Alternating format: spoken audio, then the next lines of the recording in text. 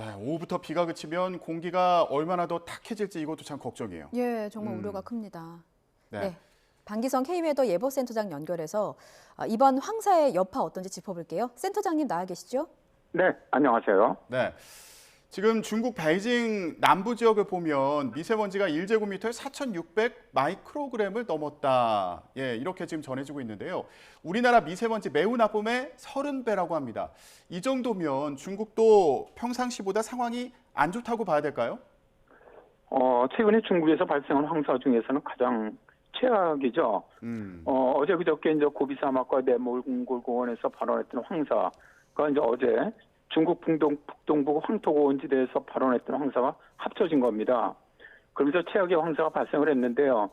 제가 어제부터 이 중국 황사 관측망으로 관측된 것을 좀 봤거든요. 예. 그러니까 대개 그 수치가 한 1000에서 3000 마이크로그램 세제곱미터당 사이였고요.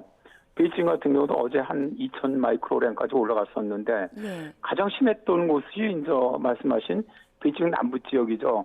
4600 마이크로그램까지 올라갔는데 중국 그 사람들이 얘기하는 게 있습니다. 황사가 발생할 때 가장 먼 거리가 손을 쭉 뻗었을 때 팔끝에 옆에 사람이 보이지 않는 거리, 이 거리가 가장 먼 거리다라고 얘기를 하는데 예. 4,600 마이크로그램이 이 정도라고 봅니다.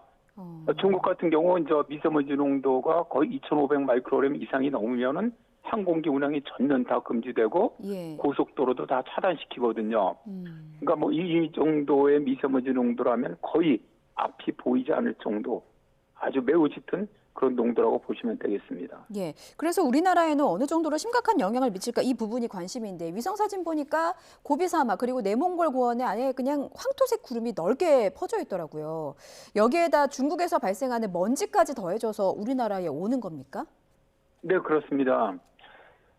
일단 뭐 고비 사막과 내몽골 공원에서 발원한 황사, 또 중국 북동부 황토고원지대에서 황사가 어제 발원하면서 더해졌는데요. 예. 자, 이런 황사가 중국에서 발생한 미세먼지가 더해지면서 우리나라 쪽으로 날아오는 거죠. 예.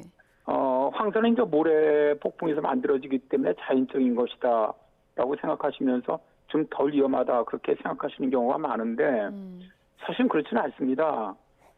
몇 년 전에 그 서울에 그 황사가 심했을 때 그때 보면은 실제로 이 중금속 공도가 굉장히 치솟았던 적이 있었거든요. 예. 당시에 서울에서 나비 평소의 2.6배, 카드뮴이 2.3배, 기소가 5배나 높게 관측이 됐던 적이 있습니다. 그러니까 이게 왜냐하면 황사가 모래먼지라 해도 자연산이 아니고 중국의 이제 동부 공업지대를 지나오면서 중금속이 더해지는 것이죠. 그래서 아주 건강에 매우 나쁜 그런 황사라고 봅니다. 예. 아, 그러니까 지금 중국 같은 경우에 코로나 상황 완화되면서 공장 가동이 또 늘었다고 하던데 지금 말씀을 들어보면 요거 지금 황사 넘어오면서 이런 공장에서 나오는 중금속들이 묻어오는 거 아니냐 이런 걱정을 하거든요. 근데 실제로 그런 가능성이 있다고 봐야 된다는 말씀이신 거예요? 네, 그렇습니다.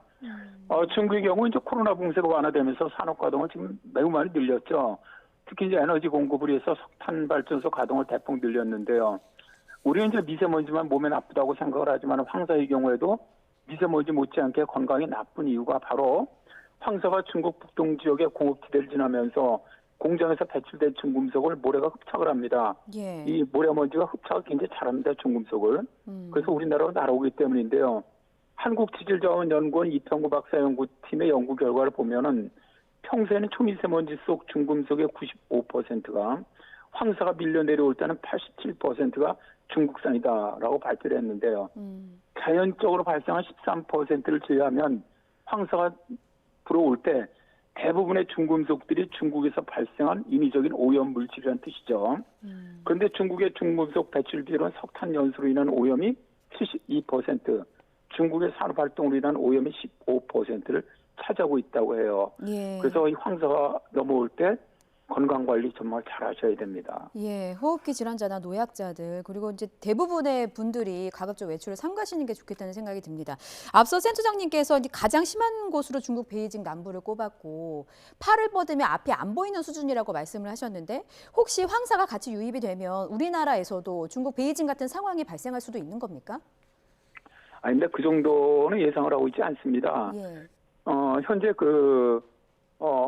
이제, 그러니까 환경부 모델이라든가 기상청 모델, 다음에 일본 기상청 모델, 황사 예측 모델을 보면은 가장 강한 것은 중국 쪽에서 북동 쪽으로, 일단 지나가는 것을 예상을 하고 있고요. 우리나라 쪽으로 이제 북서풍 타고 내려오면서 가장 강한 거는 서해안으로 내려옵니다.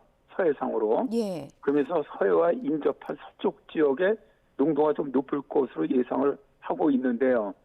일단 예상을 갖다 하는 것은 주로 이제 서울이라든가 인천, 그다음에 강원 북부, 그다음에 충남, 전북 이런 서쪽 지역들이 오늘은 황사가 이제 우리나라 황사 관측은 미세먼지 그러니까 10마이크로미터 관측을 기준으로 하거든요. 예. 그러니까 미세먼지 기준으로 하면 매우 나쁨 수준입니다. 150마이크로그램 이상 정도로 보고를 있는데 현재 황사 이 특보 같은 건 발령되고 있지 않거든요.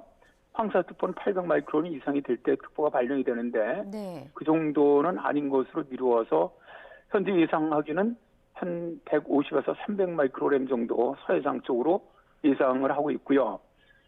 주로 이제 서울이라든가 이런 데는 오늘 낮 동안, 그러니까 오후부터 이제 본격적으로 들어오는 황사 농도가 한 150에서 300마이크로그램 사이 정도, 그러니까 매우 나쁨 정도죠. 우리가 미세먼지를 하기에는 이제 미세먼지 경보가 발령되고 이런 그런 상태로 생각을 하시면 되겠습니다. 네. 예. 자, 서쪽 지역 계신 분들 이거 황사 농도가 높을 걸로 예상된다고 하니까 특별히 주의하시면 좋을 것 같고. 자, 지금 이 황사가 그래서 언제까지 계속될까? 이거 봄 내내 황사 때문에 고생하는 거 아닌가? 이런 걱정도 있거든요. 어떻게 전망하십니까?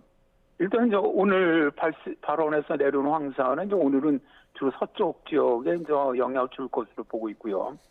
내일은 동쪽 지역이 좀 나쁠 거로 봅니다. 그러니까 동풍도 들어오는 데다가 좀 남아 있는 것이 약간 동쪽으로 이동을 하면서 내일은 이제 주로 충청 동부, 그다음에 대구, 울산, 경북 쪽으로 나쁨 정도 농도가 예측이 되고 있거든요. 그러니까 일단 이번에는 저 황사는 내일까지 영향이 있는 것으로 보고요.